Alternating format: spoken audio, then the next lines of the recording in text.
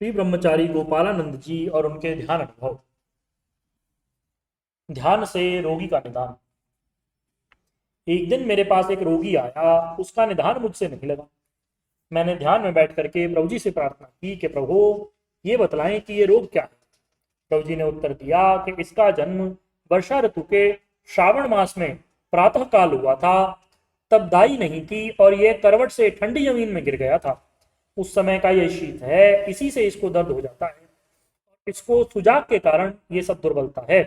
रोगी से यह सब वृत्तांत कहा तो वह अति विस्मित हुआ। दया और न्याय। एक दिन मैं महाभारत की कथा कह रहा था कि एक भक्त ने पूछा कि युधिष्ठिर ने जो प्रश्न मार्कंडेय ऋषि से पूछा कि ईश्वर में न्यायकारी और दयालु ये दोनों गुण कैसे रहते हैं। यदि दया करते हैं तो न्याय नहीं, और न्याय करते हैं तो दंड नहीं है, तो दया नहीं हो सकती। इसलिए उन्होंने जो उत्तर दिया वह मेरी समझ में नहीं आया है, इसका आप उत्तर दीजिए। तो मैं भी उस समय इसका उत्तर नहीं दे सका। मैं इस विचार में था कि एक दिन श्री प्रभु जी के ध्यान में दर्शन हुए और प्रभु जी कहते हैं कि लोक परलोक हितकारी पुस्तक में जो एक तपस्वी महात्मा का दृष्टांत आया है उसमें इस प्रश्न का उत्तर आ गया है।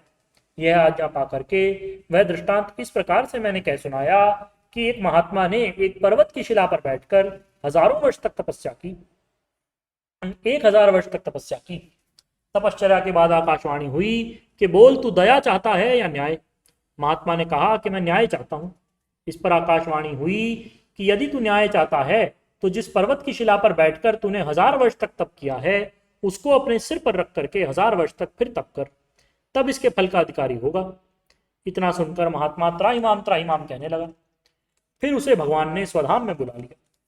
इतना सुनकर के श्रोतागण मुग्ध हो गए और ईश्वर का दयालु न्यायकारी स्वरूप समझ में आ गया। परम गुरु सदाशिव के दर्शन।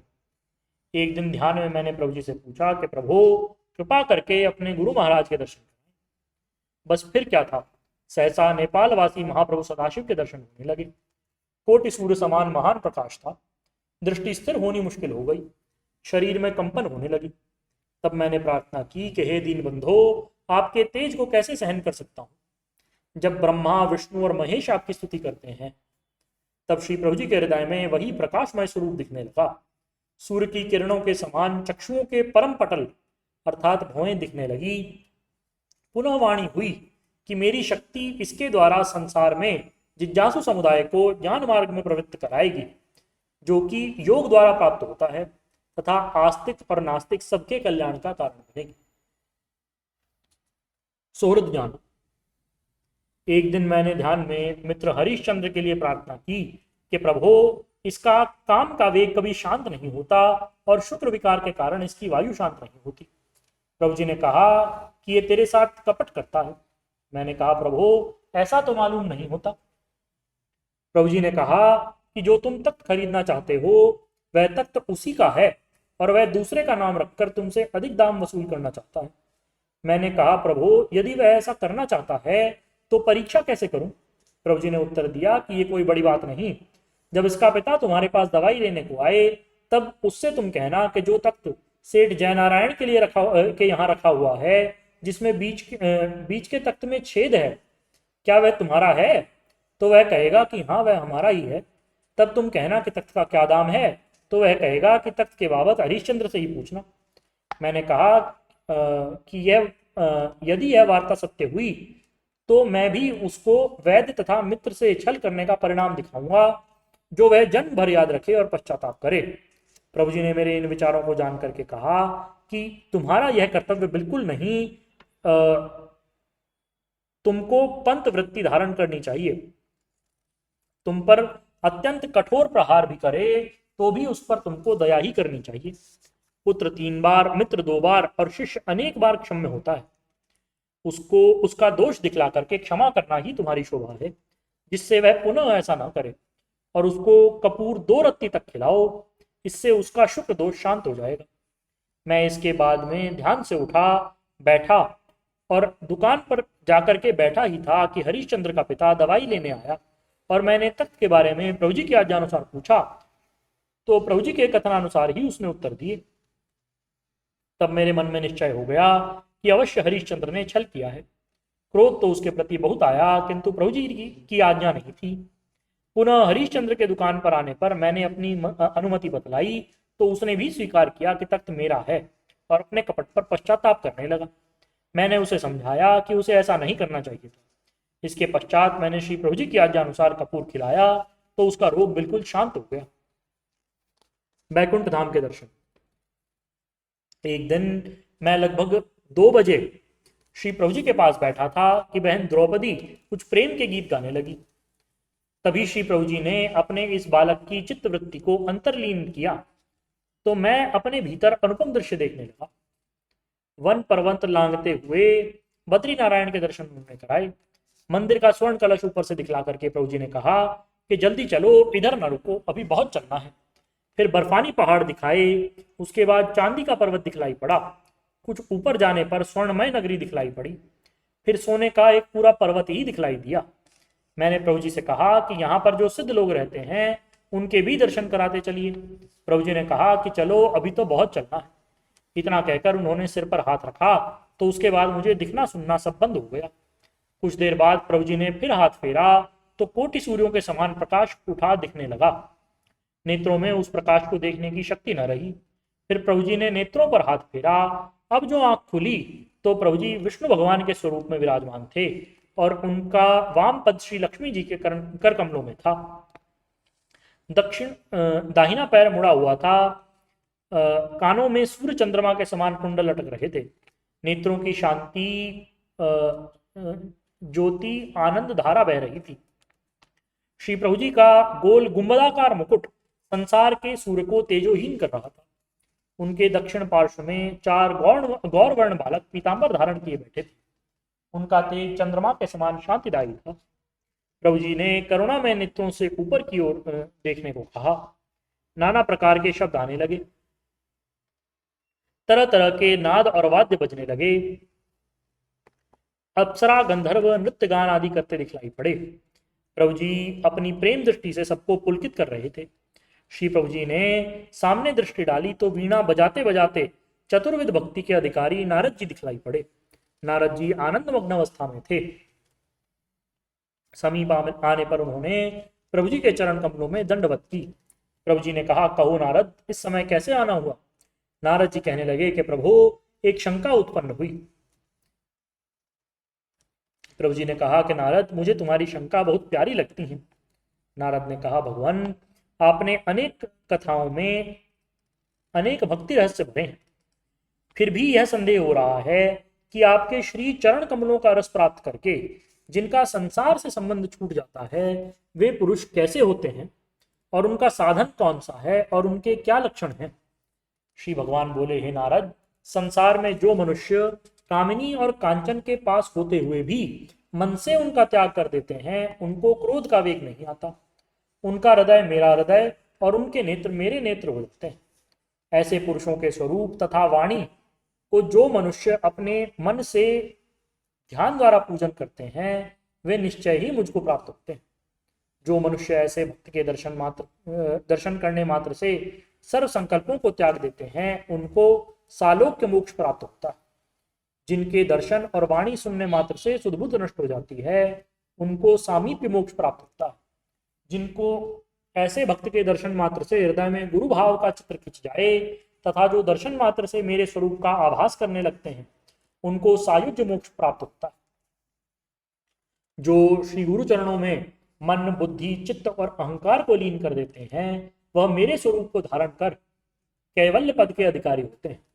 ऐसा सुनकर नारद जी ने कृतकृत्य होकर के प्रणाम किया। मानसरोवर दर्शन। श्री प्रभु जी कुछ मुस्कुराकर कहने लगे कि यदि नहाना चाहते हो तो स्नान कराओ।